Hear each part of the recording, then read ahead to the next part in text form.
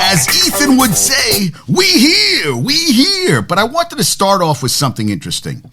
Well, first off, I was talking to Brandon on Instagram, and I talked about a couple, I guess last week, about if you argue with the umps in a little league in Jersey, you have to, as punishment, before you can come back and watch, you have to umpire 3 games. And he was saying how at his kids' tournament, the other team was behind the goal and screaming at the referees who don't even know the rules.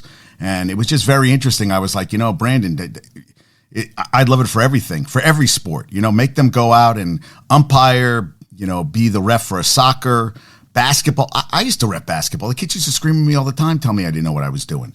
It's hard to call. You could call a foul on every NFL. Imagine Little League football. You could call a play. Someone got shot.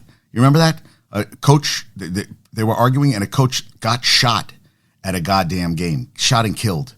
I mean, the stuff that happens, these parents, these lunatic parents, and it's been since the beginning of all this crap, since day one. I remember when we played, and always screaming about something. And, you let the kids play. It's not like they're playing for world championships.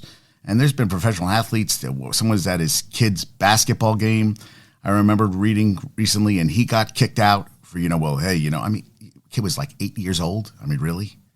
I mean, it has to happen. I mean, I still love Julius Randle's son tackled a kid playing basketball, and Julius came out and goes, you can't tackle a kid. I thought that was hilarious. I knew it was Randle's kid because he's a monster. I mean, kid's huge already.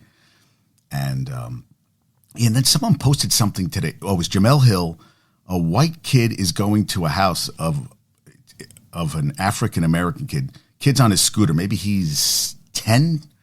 And he said, the kid's name is Jaden, but they called him Monkey. And she goes, that's not what he is. Well, that's what we all call him. She goes, would you like to be called an animal name? He goes, I don't care. She goes, that's a nice name to call a kid. So and I just was like, Monkey. That's what we just call him, Monkey. Wow. Where did they get that fucking from? They had to get it from the adults. I was like, man. And then she said, no, he's not going to come out to play with you today. And the kid just kind of left. And I was like, psh. Now, interesting. Mets just blew a 8th inning lead. Ottavino, 6-5. They lost the first game to the Tigers. Tonight will be Scherzer. Tomorrow, Verlander makes his debut. Nobody was there because the game got rained out yesterday. So the Mets had three rainouts in 4 days. They had 2 against the Braves Saturday and Sunday. And then yesterday, they had the game in Detroit rained out. It looked freezing. Nobody was there. And I saw a lot of Mets fans there, especially behind home plate. It was so quiet that even the announcers were talking about how I have a mic at home plate, and he said you could hear the grunting.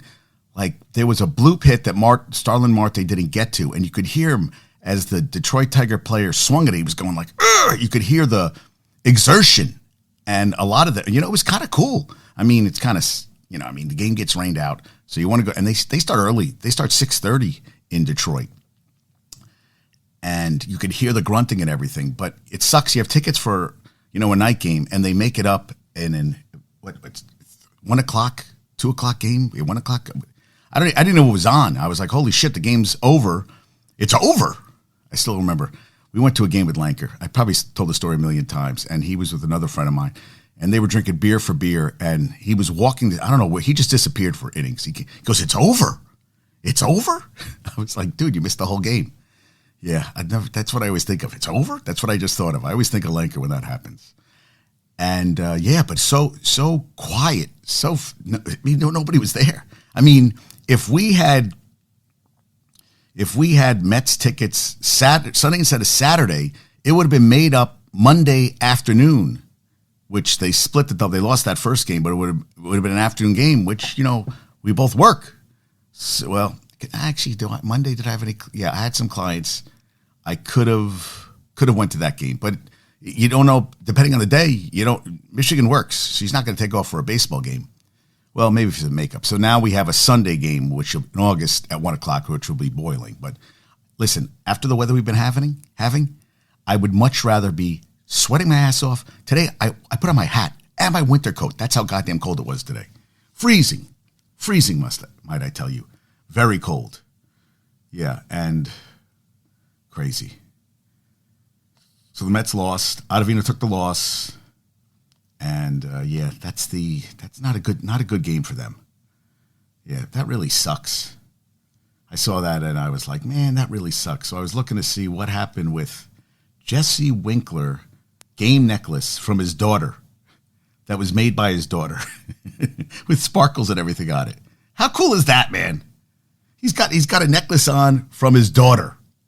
I mean, that's wild. My daughter made me a necklace. I'm going to wear it at the game. I thought that was cool.